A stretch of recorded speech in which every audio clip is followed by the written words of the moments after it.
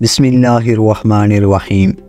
اہل سرسار کی ایک قوم جسے قوم سبا بھی کہا جاتا ہے، اللہ تعالیٰ کی بے شمار نعمتوں کے اندر زندگی گزار رہی تھی۔ یہ قوم ایک عظیم تہذیب و تمدن کی مالک تھی۔ حضرت داؤد علیہ السلام اور حضرت سلیمان علیہ السلام کی باعظمت حکومتوں کے بعد ان کی حکمت زمان زدہ خاص و عام تھی۔ کہا جاتا ہے کہ یہ لوگ گندم کے مغز سے آٹا پیس کر روٹیاں پکاتے تھے، لیکن اس قدر اسراف کرنے والے اور ناشکرے تھے کہ انہی روٹیوں کے ساتھ بچوں کا پاخانہ صاف کرتے تھے۔ ان آلودہ روٹیوں کو اکٹھا کرنے سے ایک پہاڑ بن گیا تھا۔ ایک شخص نے وہاں سے گزرتے ہوئے ایک عورت کو دیکھا جو روٹی کے ساتھ بچے کے پاخانے کے مقام کو صاف کر رہی تھی۔ اس شخص نے عورت سے کہا، تیرے اوپر افسوس، خدا سے ڈر، کہیں ایسا نہ ہو کہ خدا تیرے اوپر اپنا غضب ڈھائے اور تجھ سے اپنی نعمت چھین لے۔ اس عورت نے جواب میں مذاق اڑایا اور مغرورانہ انداز میں کہا، جاؤ جاؤ، گویا کہ مجھے بھوک سے ڈرا رہے ہو۔ جب تک سرسار جاری ہے مجھے بھوک سے کسی قسم کا کوئی خوف نہیں ہے۔ پھر کوئی زیادہ عرصہ نہیں گزرا تھا کہ اللہ تعالیٰ نے جو سبزوں اور اسراف کار لوگوں پر اپنا غضب ڈھایا، اپنی جو کہ زندگی کی بنیاد ہے، ان لوگوں سے چھین لیا تھا۔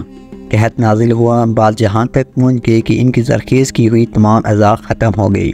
آخرکار وہ مجبور ہو گئے کہ انہی آلودہ روٹیوں پر ٹوٹ پڑیں جو ان لوگوں نے گٹھی کر کے پہاڑ کے مانند ڈیش لگایا ہوا تھا، بلکہ وہاں سے روٹیاں لینے کے لیے صف لگتی تھی تاکہ ہر کوئی وہاں سے اپنے حصے کی روٹی لے سکے۔ کفران نعمت، قحط اور ان کی بدحالی کے بارے میں متعدد روایات موجود ہیں۔ سورہ نحل کی آیت نمبر 112-113 میں یوں ارشاد ہے کہ اللہ نے عسکریہ کی بھی مثال بیان کی ہے جو محفوظ اور مطمئن تھا۔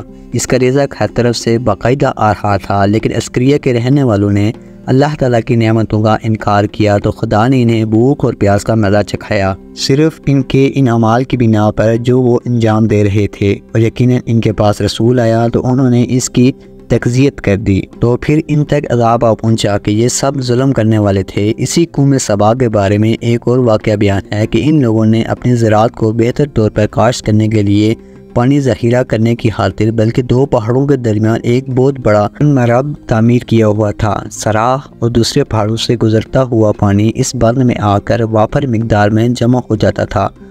قوم سبا نے اس پانی سے صحیح طور پر استفادہ کرتے ہوئے وسیع اور عریض اور بہت سے خوبصورت باغات لگائے اور کھیتی باڑی کو رونق بخشی۔ ان باغات کے درختوں کی شاخیں اس قدر پھلوں سے لدی ہوئی تھی کہ کہتے ہیں اگر کوئی شخص سر پر ٹوکری رکھ کر ان کے نیچے سے گزرتا تو پھل خود بخود ٹوکری میں گرنا شروع ہو جاتے اور قلیل مدت میں ٹوکری تازہ پھلوں سے بھر جاتی۔ اسی قوم کے بہت سارے دیہات اور قلعے تھے جو بہت آباد اور آپس میں جڑے ہوئے تھے، لیکن نعمتوں کی کثرت نے انہیں شکر کرنے کے بجائے سرمست اور غافل کر دیا تھا، یہاں تک کہ ان کے درمیان بہت بڑا طبقاتی نظام وجود میں آ چکا تھا۔ ان میں سے صاحب اقتدار لوگوں نے کمزوروں اور ضعیفوں کا خون چوسنا شروع کر رکھا تھا، یہاں تک کہ ان لوگوں نے خدا سے ایک احمقانہ التماس کیا جس کا ذکر سورہ سبا کی آیت نمبر 19 میں ملتا ہے۔ انہوں نے کہا، خدا یہ ہمارے سفروں کے درمیان فاصلہ زیادہ کر دے۔ انہوں نے اللہ تعالیٰ سے یہ التماس اس لیے کیا کہ تاکہ غریب اور بنوا لوگ عمرہ اور ثروت مندوں کے ہمراہ سفر نہ کریں۔ ان کی خواہش یہ تھی کہ آبادیوں کے درمیان خشکی ہو اور فاصلہ بہت زیادہ ہو تاکہ تحتی دست اور کم آمدنی والے لوگ ان کی طرف سفر نہ کر سکیں۔ اللہ تعالیٰ نے ان مغرور پیٹ کے پجاریوں پر اپنا غضب نازل کیا۔ بعض توازے کے مطابق ان مغرور لوگوں کی آنکھوں سے دور سرحائی چوہوں نے مرب نامی بند کی دیوار پر حملہ کر کے انہیں اندر سے کھوکھلا کر دیا۔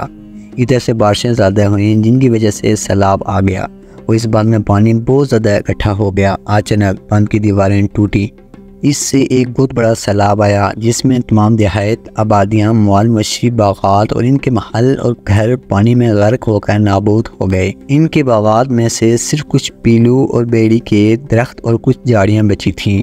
کچھ اہلان پرندے وہاں سے کوچ کر گئے تھے، بلکہ الون اور کوہ نے قوم سبا کے کھنڈرات میں اپنے گھونسلے بنا لیے تھے۔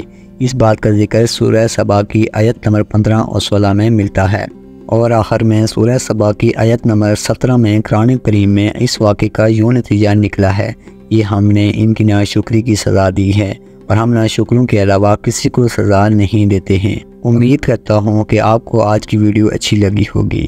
اللہ حافظ۔